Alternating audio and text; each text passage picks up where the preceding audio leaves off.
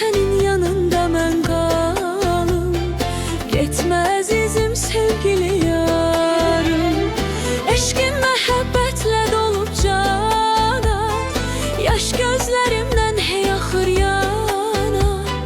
Sən bax mənə yarım yana yana, qoy bu məhəbbət daimi qala. Səndən sonra heç bir kəsim yoxdur, getmə yarim, getsən qəmim çoxdur. Ağlar keçər hər günlərim sənsiz, çətin gülər dodaqlarım mənsiz. Sən verdiyin güllər soldu məndə, qəmli baxışlarım qaldı səndə. Gəl gəl yarım, bir də gülüş gəlsin, mənə gülüş müjdəsini versin.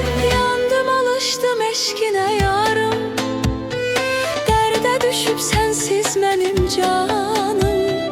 Sən bax mənə, gəl gör mənim halım, tutsun səni ay gül mənim ahım. Getmə qərarım, odlanıb yanaram, özgə demə ağlar günə qalaram.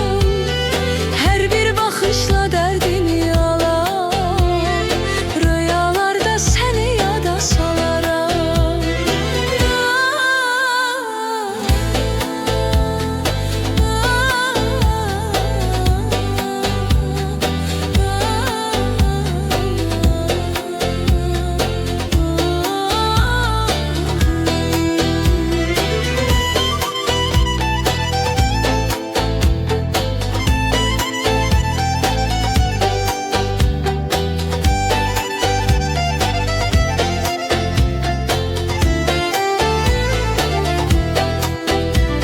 Səndən sonra heç bir kəsim yoxdur, getmə yarim, getsən qəmim çoxdur.